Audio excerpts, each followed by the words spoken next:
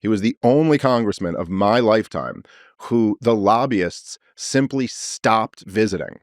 He was the only one who they just stopped going to his office because they were just like, there's just no getting through to this guy. He was just not playing politics like that.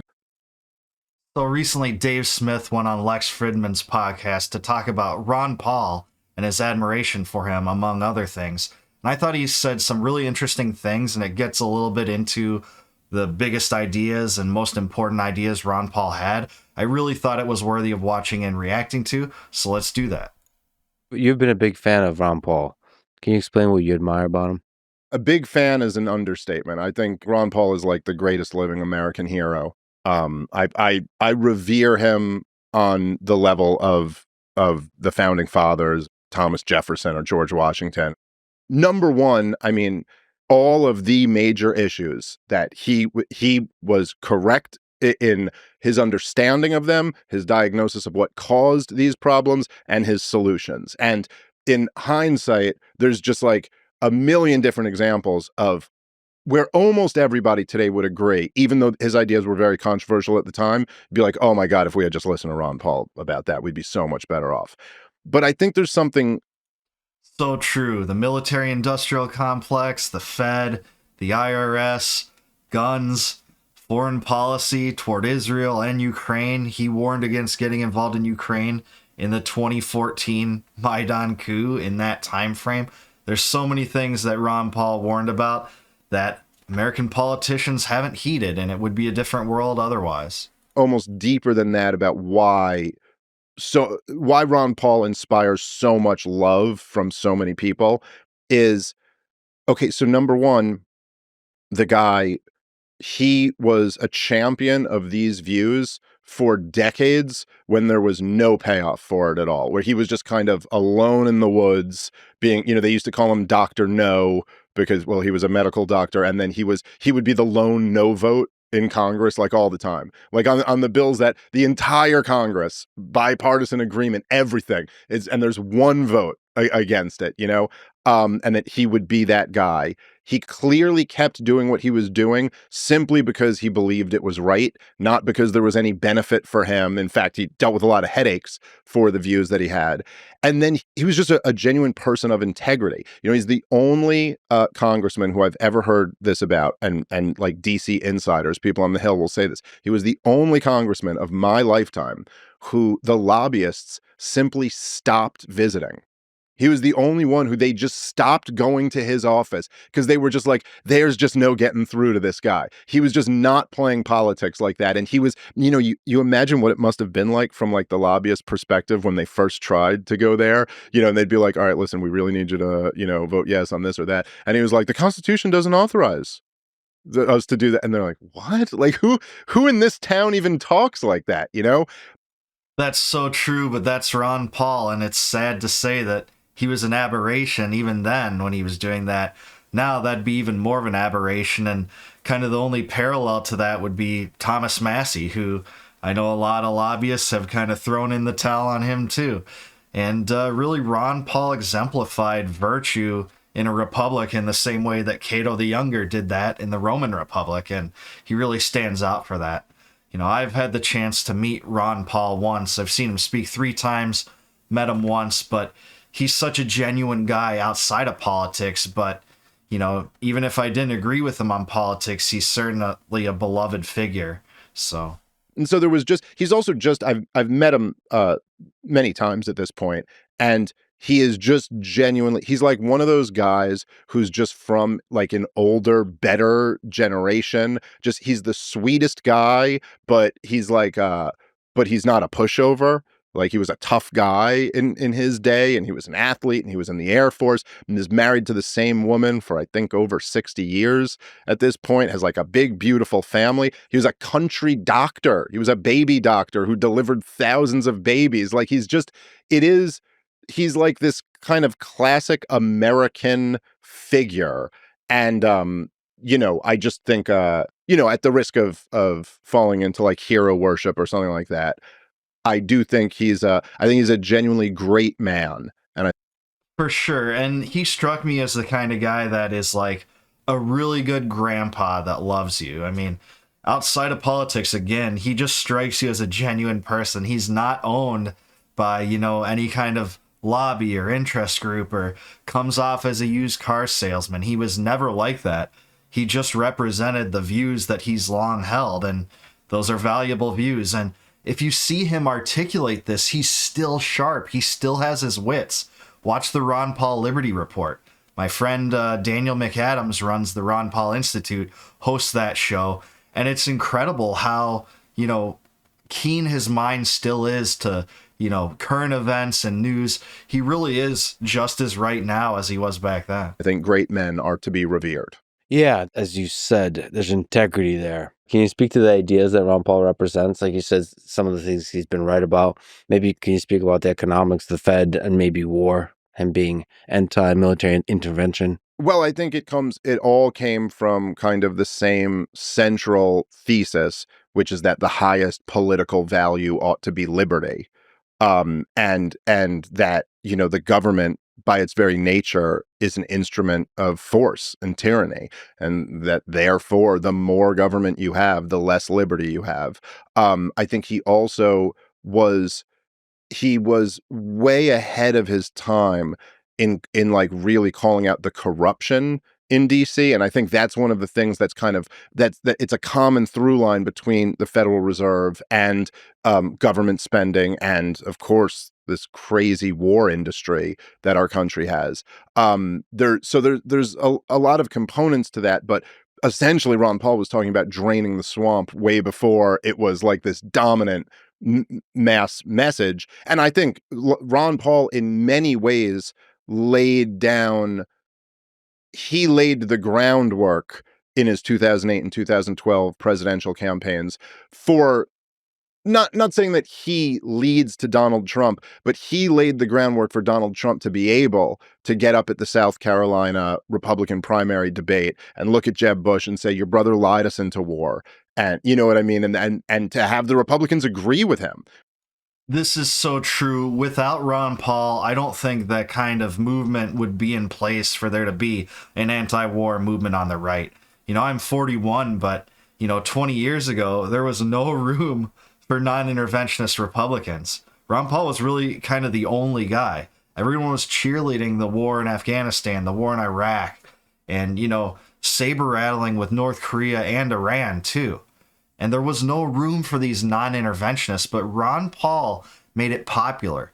And he came from it from a conservative standpoint. Like, it's not worth it. We're spending way too much money on it. It never leads to any gain for us. And, the terrorists attack us because we're over there. That was his most incredible moment, the Giuliani moment that he said in 2008. A lot of people credit that for learning about Ron Paul. I know that Dave Smith actually does.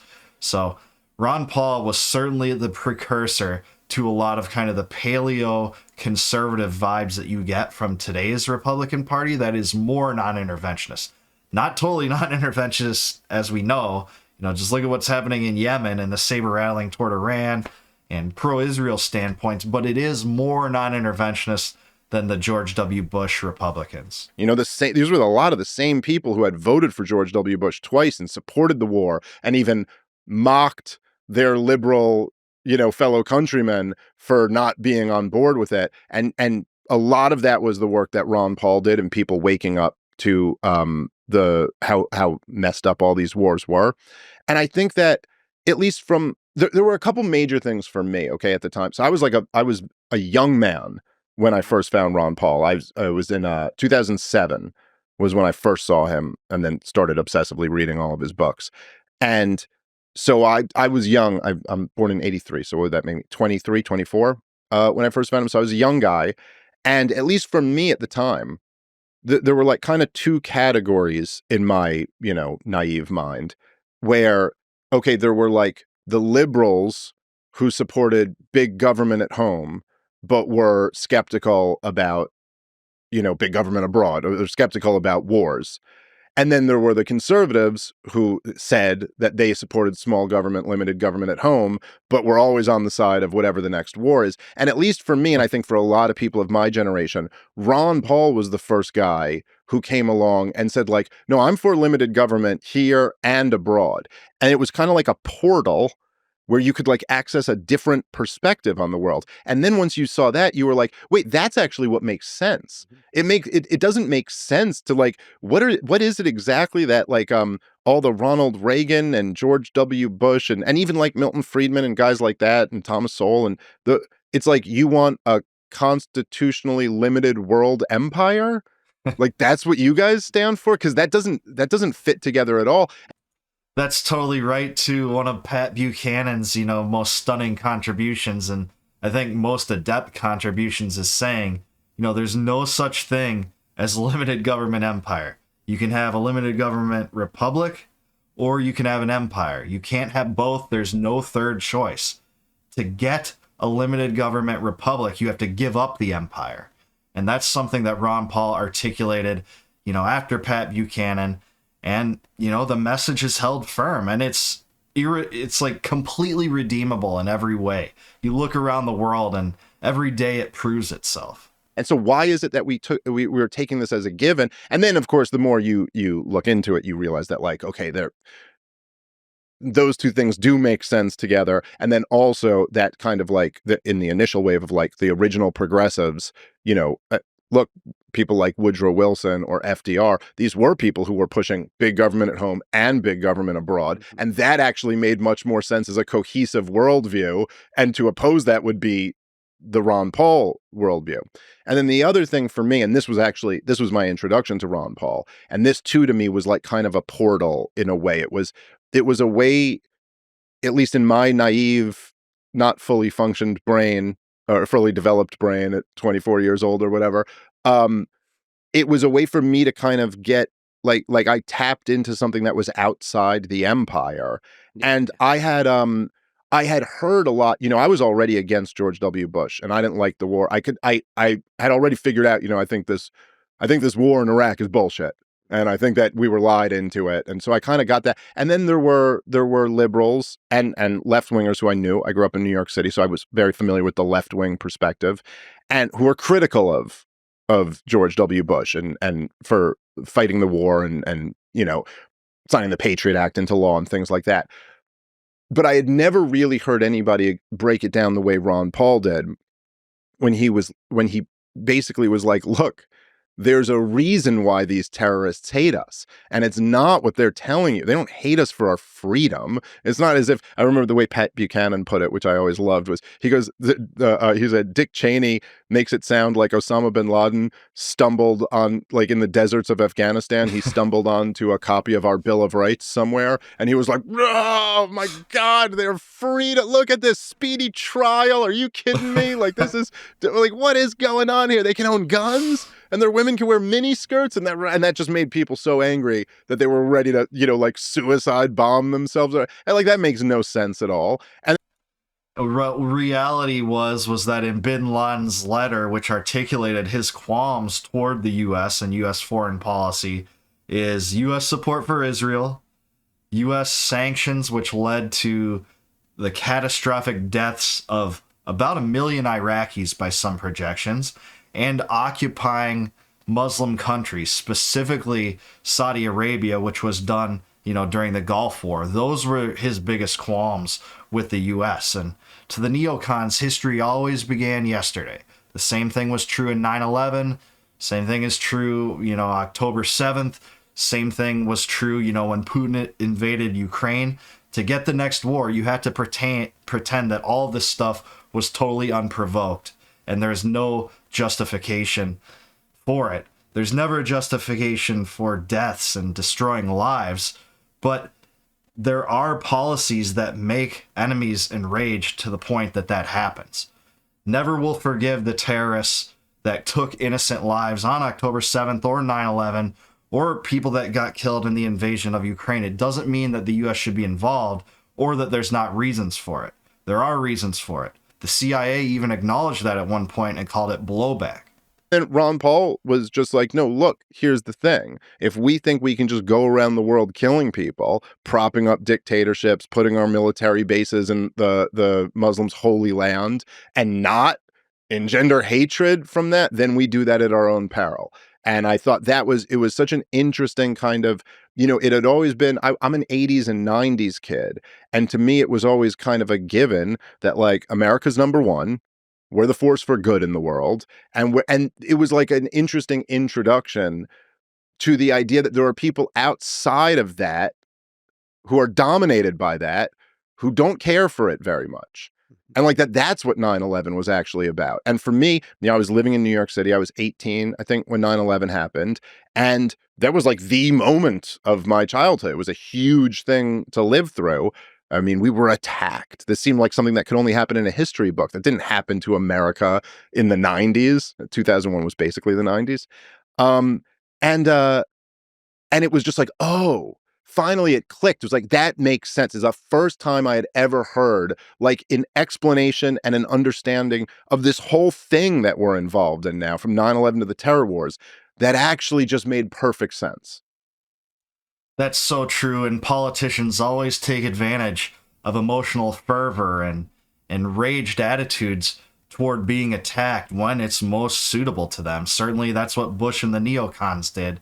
They were planning the war in Iraq, moments after this happened. We know that Wesley Clark revealed that he went to the Pentagon a few weeks after 9/11, and they already had drawn up plans to invade 7 countries and have regime change operations in those 7 countries within 5 years. And, Ron Paul really pointed this out better than essentially everyone in my lifetime. Ron Paul was not my first foray into libertarianism, or really, he wasn't my first figure that I gravitated toward when it came to libertarianism, but he certainly was the most important. I'd essentially become a libertarian around 2004 when I, completely gave up on George W. Bush. If you can believe it, I was once an unrepentant neocon cheerleading for the war in Iraq and all this nonsense that I feel totally embarrassed for having done back then. I too was a young man. I'm the same age as Dave. Actually, I think we're only a few months apart.